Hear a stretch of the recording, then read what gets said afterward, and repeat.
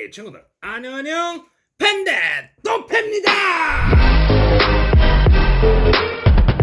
QR코드가 인쇄된 사전투표지를 뽑는 컴퓨터엔 500만 명의 이름, 주민등록번호, 주소, 전화번호, 이메일, 등록 기준지, 전과, 병역, 학력, 납세, 교육, 경력, 재산의 데이터가 들어가 있었습니다. 어제자 민경욱 의원이 페이스북을 통해 폭로한 내용인데요.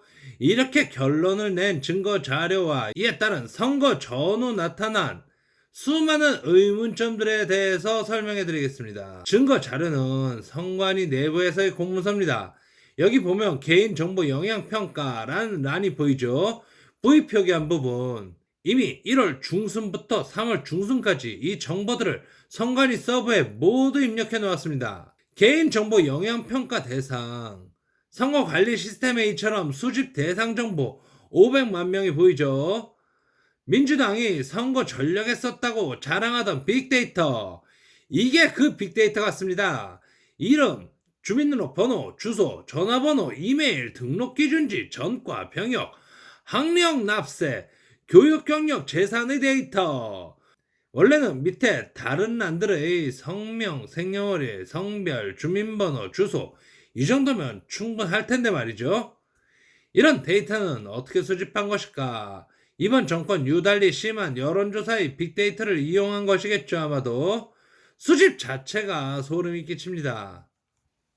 이제 무수히 제시되었던 정황과 증거들의 퍼즐을 한번 맞춰봅시다.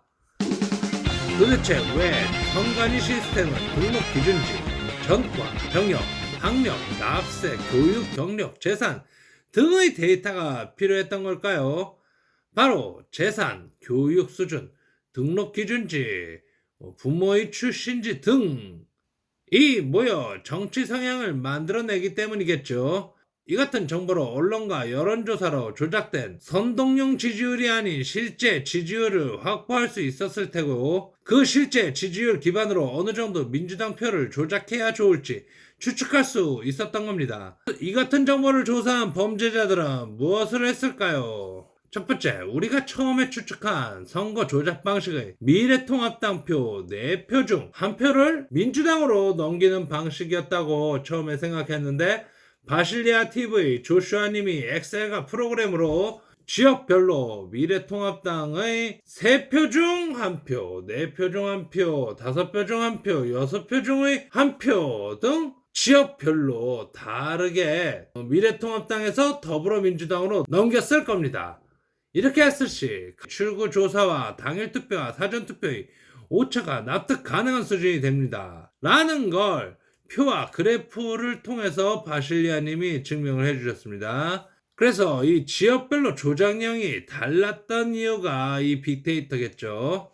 두 번째, 그리고 선거 당일 당시에 미래통합당을 찍었을 거라 예상되는 지역은 아예 우편을 뜯지도 않고 파쇄.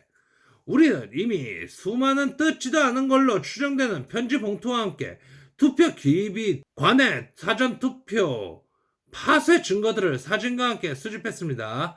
그리고 그 빈자리를 채워주기 위해 급히 넣느라 접지도 않은 민주당 몰표 뭉탱이까지 봤죠. 조작을 증거인멸하려던 시도가 오히려 증거를 만든 셈일까요? 세 번째, 정치에 관심이 없을 법한 사람을 가려 위장 투표를 할 수 있습니다. 들키면 당연히 처벌을 받을 이 짓을 누군가 한 걸로 생각됩니다. 투표하러 갔는데 이미 자기 이름으로 투표되어 있다던 고3 학생, 이슈화 된 게 한 명이지 이슈화 되지 않고 묻힌 건 더 많이 있겠죠.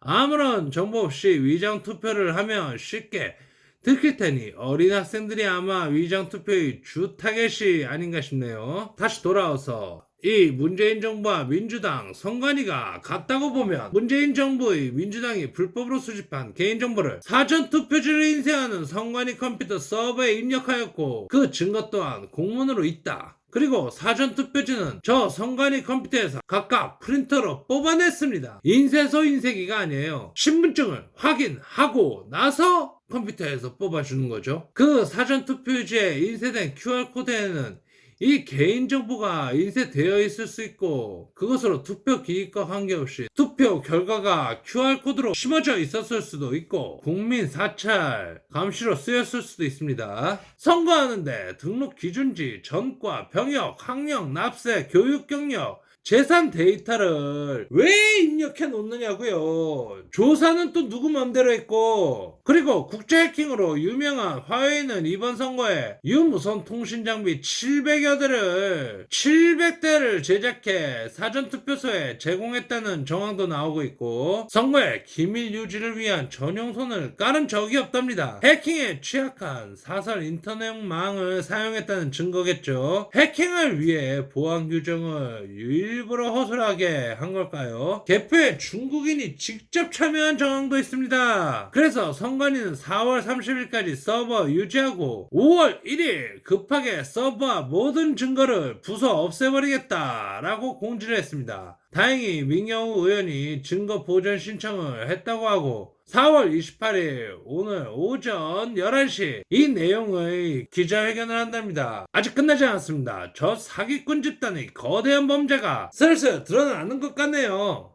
이가수가 증거들이 넘치고 있는데도 불치에 사증까지 튀어나오네.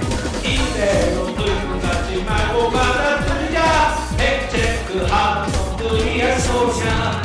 자유를 지키고 싶다면 내 나라를 사랑하고 있다면 거대한 범죄를 앞에 두고 우리의 탈바위 할 수는 없잖아.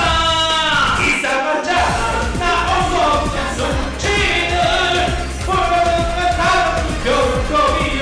이상하잖아. 이 말은 공인지 버려버리고 이상하다잖아. 이상하잖아.